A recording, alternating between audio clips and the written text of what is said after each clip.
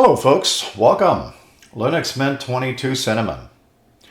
I'm going to walk through the installation guide today if you have never done this. So I'm going to go through about 98% of this installation guide with you, and I'm also going to point out that there's some things missing in my book during the post installation, and I'll actually show you that live. So that's one of the reasons I chose to do this, and I tried to make some helpful videos, especially for new users.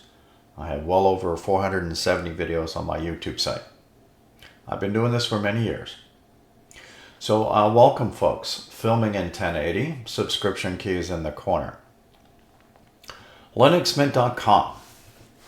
We can download the Linux Mint 22 versions here. There will be 3 flavors of the desktops: Cinnamon, Mate, and XFCE. Over here, we have all versions, including old ones. There are still quite a few versions that are still active, and also LMDE6. LMDE6 stands for Linux Mint Debian Edition, and that's a Cinnamon desktop that comes in 64-bit and 32-bit flavors. Okay, this is all 64-bit with Linux Mint 22, so we're going to click download. Most popular flavor is the Cinnamon. Then we have XFCE. Even though it's lightweight, it can also run lean and mean on newer computers. And then you have the Mate desktop, which is a traditional desktop. So I'm going to click this for a second. The file is 2.7 gigabytes. It should fit comfortably on a 4 gigabyte stick if you're going to use USB. 2 or 3 doesn't matter. You can get them from different download sites. Mirrors, again, this is 64-bit, and different parts of the world. All right, pick something close to you. All right, let's talk a little bit about the minimum requirements as printed.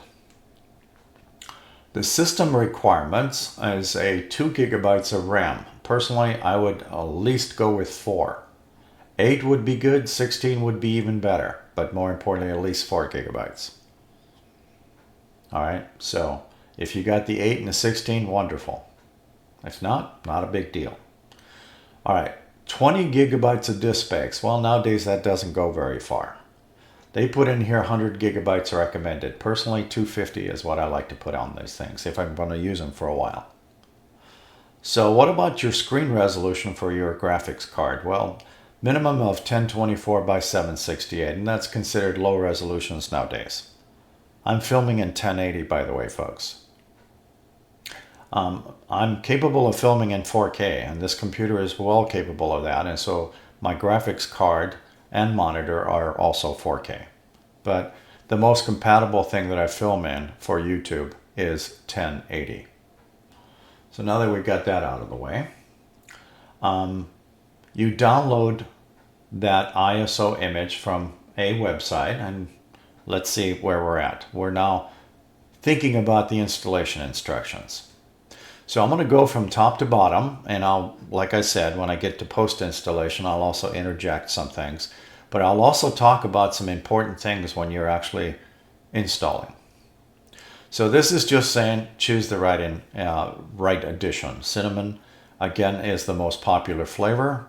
Linux Mint 22 Cinnamon is 64-bit. LMDE6 is also a Cinnamon desktop, and it comes in 32-bit and 64-bit.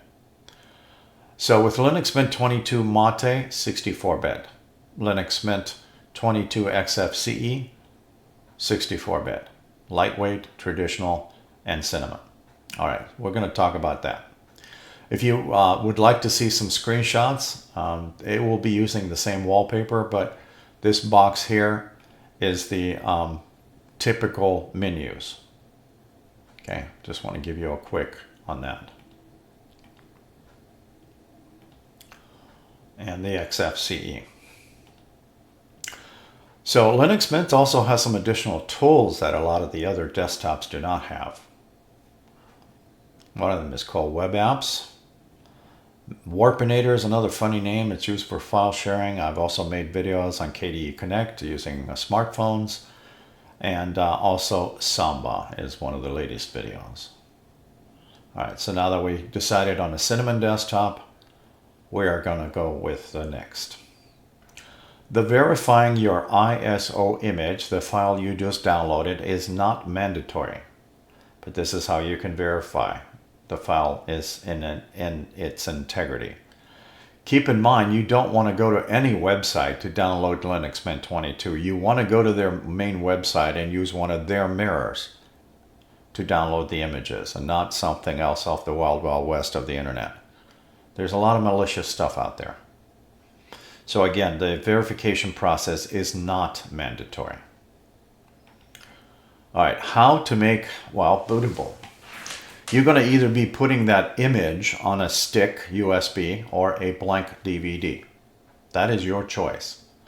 The question I can't answer for you is what kind of current operating system you're on. But one of the recommendations here, and this is old, is this is an application. There's probably others out there that you can use. And that kind of homework you'll have to do on your own depending on which kind of computer you have to download this before install. But all of the Linux Mint images you can test drive before install. And I do recommend that actually. So now that we're burned that image onto that USB stick or DVD, and if it is a USB stick of 4 gigabytes or above, USB 2 or 3, doesn't matter, you're getting ready to insert that into your computer. And now we need to find out your basic input operating system, or BIOS, can boot from that. To get into your BIOS, a lot of times people hit the delete key repeatedly as it's booting, or some other combination. That I can't answer for you either, but here's some examples. And you can find that information on also using another computer or smartphone about your current computer you're trying to test drive this on or install it on. But okay, we went through that process and now we're booting. You may see a different icon. These screenshots, by the way, are very old, and I'll point out the fact that there are some I think are missing. So this is showing a reference to Linux Mint 18.3. Now that was quite a few versions ago. This is currently 22. But in either case, just pretend that says Linux Mint 22 here and allow it to fully boot into that. There'll be a timer down here. Just don't do anything. It'll just automatically start that. You may see a black screen for a while, and then it'll eventually pull into this. It could be up to 2 minutes. Just be patient. All right, once you're in here, there's a couple of important things that I want to talk about. Also, this live medium, you can test drive it. There's some additional tools in here also. One of them is boot repair. The other one is gparted, if you know how to use those kind of tools. The boot repair, there is a fairly good explanation on the screen when you use it. The gparted, either watch one of my videos or someone else's on how to do that if you're trying to, well, create and delete partitions on a hard drive. Linux Mint installer will take care of most of that. But that's not the reason that I brought this in here. Do you see this icon down here? I'm going to use that nice magnifying glass to point out that I can't make this any bigger for you, but it looks like 3 boxes right here. And that represents Ethernet. In other words, a connection between computer to computer or your computer to the router. You need some way to get to the internet before you start the installer. Okay? So if you have that symbol there sitting here, that's great. That's wireless. You can click that and sign into your home network. And then after that, we can talk about install. You can also test it after you sign in. It'll look like that when it's finished. And you can click the browser and go test it with your Firefox web browser. What happens if you don't? Well, I only have one solution for you, really, at this point. This is 1122. Linux Mint does not have an Edge edition because of the Linux Mint 22 uses a fairly modern Linux kernel. But it doesn't mean that it's 100% compatible with everything. But it is with a lot of things. But I'm going to open up Amazon for a second, and I'm going to talk about Panda Wireless. This is something I bought many years ago, and I have the older version of this. It was black, and I paid somewhere between 11 and 14 bucks. It's been such a long time since I used that thing. But anyways, this is a USB wireless connection, and it's Windows 7 to 11 compatible, Chrome OS, Zorin is Linux, Here's Linux Mint. And there's some other Linux operating systems in here. All right, that would be worst case scenario. Well, hopefully you went through this, and sorry, we are down to, where am I?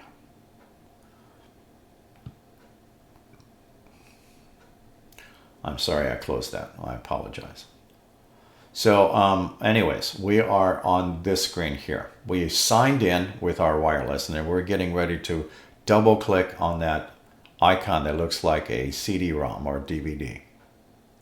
So whether you use the DVD version of the Linux image or the USB, it doesn't matter. It's the same icon. So double click on that. It starts the installation process. So this is what you're going to see. The welcome screen will be slightly different, and it comes in multiple languages. My birth language is Icelandic, so that's represented right there. But I've been living in the United States for way too long, so I'm using English for most of my stuff. I'll hit continue. Did you take care of that wireless thing? If you didn't, then you may be presented with something similar to this. Okay, and then sign in. And again, you can also use Ethernet. All right, on screen 4, you may be presented with install third-party software for graphics and Wi-Fi. I would click yes if you are presented with this option and hit continue. The next screen can be important to you. Granted, it says Linux Mint 18.3. As I pointed out, these are old screenshots. The current version is 22. Now let me talk about some scenarios, since I don't know what your particular thing is. Your situation with your current computer that you're thinking about installing this. If it's a brand new computer, we can think about a couple of things. Are you going to be dual booting that computer with like Windows 11? Well, then install Windows 11 first, then Linux Mint. If the computer is an existing computer and it has Windows 98 and you're trying to repurpose this computer, I would probably suggest erase the disk and install. If the Windows 98 is still bootable, maybe you want to try to copy the personal files off of it before you're doing this. But let's say it's Windows 11. Now, the installer should have detected that, and it'll say you have currently Windows 11 here. Would you like Linux Mint to coexist with Windows 11? In other words, dual boot computer. Then answer the questions appropriately, and you'll also be presented with, if you have a single hard drive, to divide that hard drive into possibly equal spaces or something different. In other words, you want more room on the Windows 11 or more room on the Linux Mint side. In most cases, I believe you'll be presented with that. Personally, I normally install my stuff, because I generally deal with Linux more than Windows, is I install them on separate hard drives. But that's just me. Whatever you do, you answer the question wisely, and be careful when you hit that erase button, because you'll get a warning box and it will destroy the information that is currently on there. And then start replacing it with Linux Mint. All right, so whatever you choose. Brand new disk, erase and install, right? Okay. This is a reference to something that you normally see. Very similar screen like this would be on Gparted. It's just showing you different file types and what the drives are actually numbered. You'll see this very typical thing at SD. Dev SD A is usually your primary drive and stuff like that. Now extension 4 is the standard file format for Linux. There's also BTRFS, that's another one, just to mention two. SWAP is sometimes used, and NTFS is a Microsoft filing kind of system. All right, really not going to dwell on this. I'm going to go down to something more fun. Where are you in the world? So just because you see New York, you may not be living in the New York City, but you will be living in the New York time zone. That's all we're asking. That's all this is asking. It's time zone, not specific city. Select your keyboard, whatever language. And now it's time for personal details. And I'm going to make mention of a couple of things that are important for later on. So first of all, John Boone is the screenshot here. All right, make this a little bit bigger for you. And you can just put down John here, or whatever your first name is. Now the computer name is Mars on this one. Normally there's an encrypted looking name here. And if you leave that name, it sometimes can have a problem later on. And I don't mean a problem as opposed to something that makes it easier later on in life when you are writing script files, when you get into that part of it. And it can be fun writing script files to do purposeful things like backups or file sharing. If you name your computer less than 8 digits, no spaces, and make it simple, those things will become easier in the future. But again, it's your choice. So this person named their computer Mars.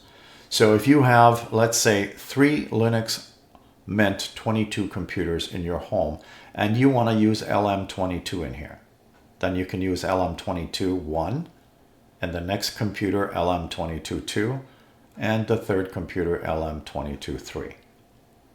That way you can tell what they are on the network, if and when you get into file sharing. All right, then let's move on. Usernames are in lowercase letters. Passwords on this original user when you're doing an install can be short. So if you want 4 digits, put in 4 and confirm. They log in automatically. I'm going to stop here and I'm going to say this a couple of times. You can install Linux Mint 22 on a laptop and a tower computer. Tower computers normally stay in your home or apartment. Laptops are mobile. They sometimes travel to your couch, and they sometimes travel outside of your home, like a coffee shop. What happens when you lose it? What happens when somebody steals your laptop? Well, log in automatically if you chose that on this screen right here. Someone can just open the lid up, providing it has enough battery power, and get all your files in a couple seconds. Because you chose to log in automatically. The computer doesn't know any different. So my recommendation on all computers is do a little bit more security. Require a password on login. That's my preferred on everything. All right, the last option is encrypt your home folder. That is not the same as encrypting your disk, your hard drive. But again, this is an option. So choose it wisely. All right, now, during your installation process, you will see what looks to be like commercials. And there'll also be an arrow here if you want to skip around, but you'll see application references and maybe current programs that are going to be installed or future programs that you can install. But more importantly, it's more for entertainment than anything. So as it's going to the end and it finishes, you'll be presented with a box. Continue testing because you're running in live mode, or restart now. If you click the restart now, it normally goes to a black screen for a second and tells you to pull out your installation media, whether it's that USB stick or DVD. All right, the next screen here, I think is missing a lot of things. So what I'm going to do here is I'm going to sideline this by opening up the welcome screen. After your install, you're going to be presented with this screen here. That screenshot you just saw is actually on this step, so it skips all this. So let me start with this screen. This will stay up here every time you log in until you turn that off. I'm going to go through these steps with you, and we're going to be switching from the document to here. What is also in here is, starting at the bottom, Clem and his team, the guy that started Linux Mint and his team, do a lot of work, not only for Linux Mint, but they also have other projects. And I would encourage you to contribute to their project. Clem and his team has done some great work over the years. There's also a help section, web forums and chat I'm not part of. So if you need immediate answers on something, you may want to try these folks out. I also have some additional videos on my YouTube site, well over 470. They all are keyword index also. I also have playlists and also keyword searches. There's also documentation here, but we're going to start at the top and it'll go to first steps. So this is all you need to do is click.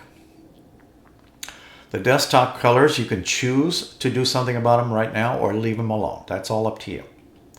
But generally you're going to be presented with the simplified settings, and if you want the advanced ones, you can go through these and choose the different, what I call button sets, but again, these are, you can see the layouts and the icon sets, and also desktop. Or again, you can just leave it alone. There's some additional stuff in here too. I think there's about 80 to 90 themes in here, if you allow it to update. The radioactive mouse pointer is not part of this installation. This is your standard one. The reason I'm using this one here is for highlighting purposes today.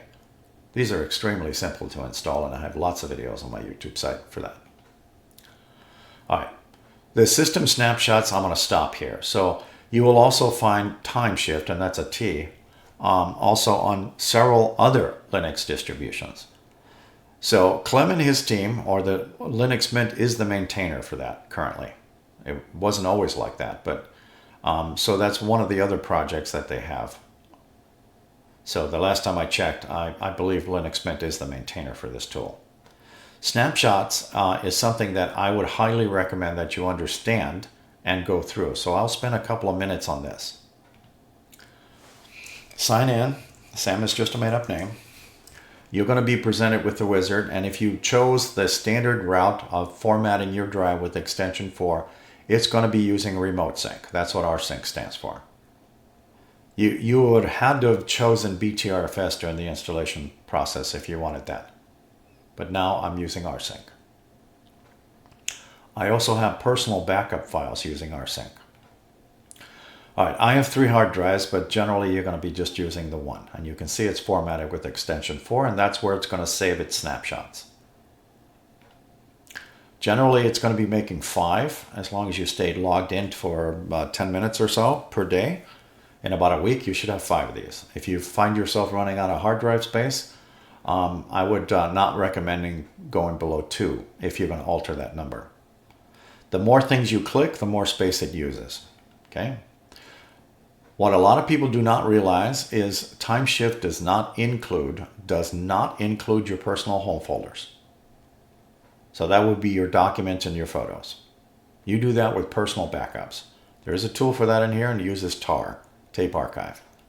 I've also shown videos on how to use your file manager using tar, and also compressed tar and other compression methods.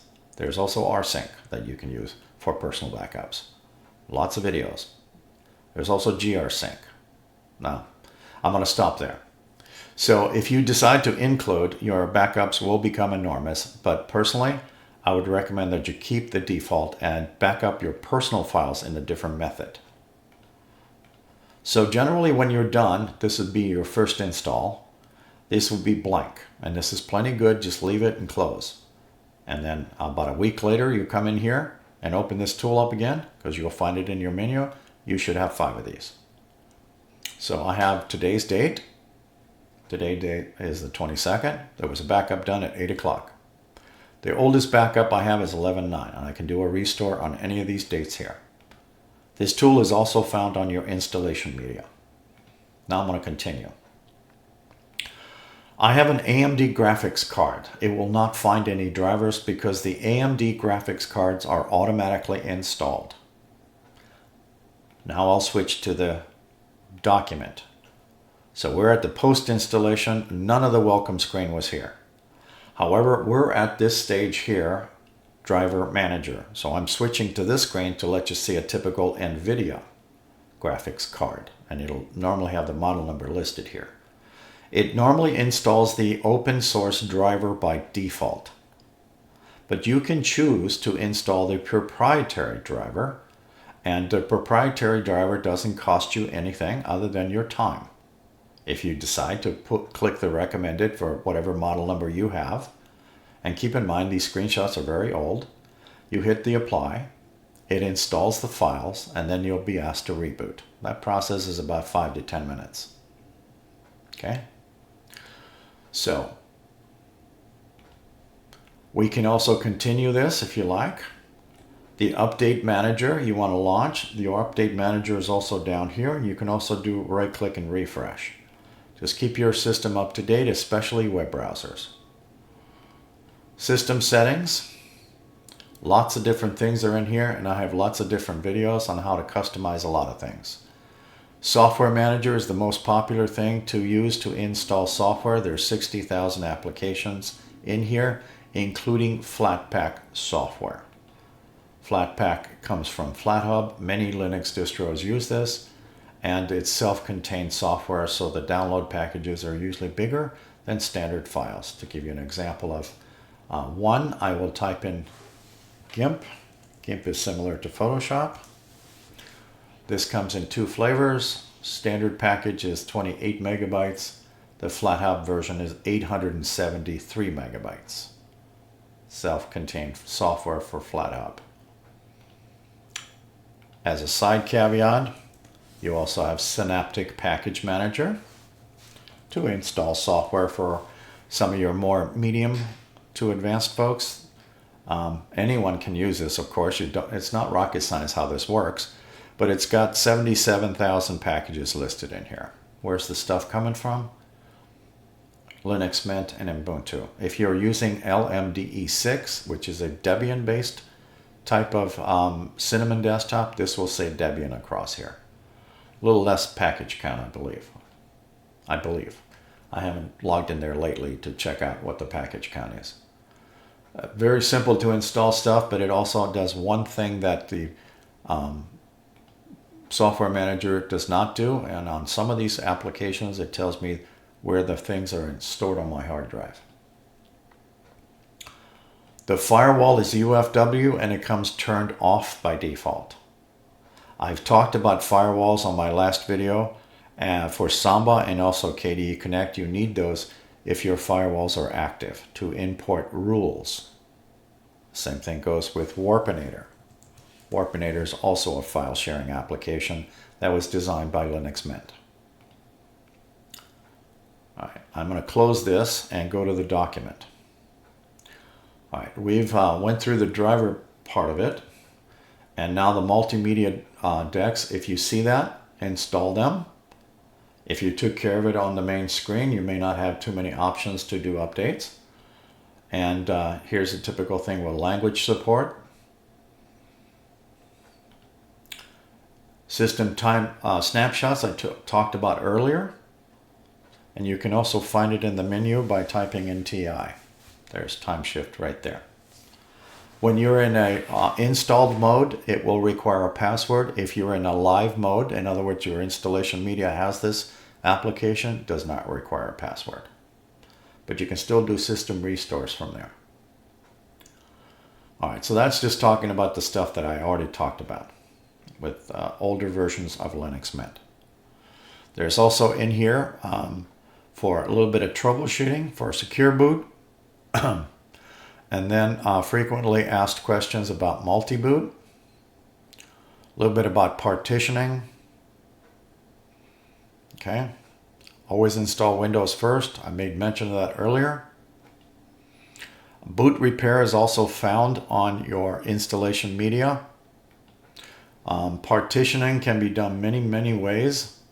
After you install this also installs this tool called disks. And you will also find gparted on your installation media. And I believe you can also use gparted in here. But again, whenever you are dealing with a booted in drive, you can adjust partitions. You can only adjust partitions on a non-booted in drive. That's why it's generally found on your installation media. gparted is a tool that is also available in the Software Manager. I do have videos on this. Okay. So if you got a successful install, you should be at a screen where you can start, well, playing around with wallpaper. And generally you'll just have this folder and maybe the Mint folder. And if you brought in some extra photos, they'll be displayed in here. including the size of your photos or wallpapers. You can put in goofy stuff like I do. I got these wallpapers all over the place. This came from wallpaperswide.com. But more importantly, you can also put in your personal photos. If you're trying to grab those photos off your iPhone, try the KDE Connect tool. Don't know how to use it? Watch my videos on that. Thank you for watching.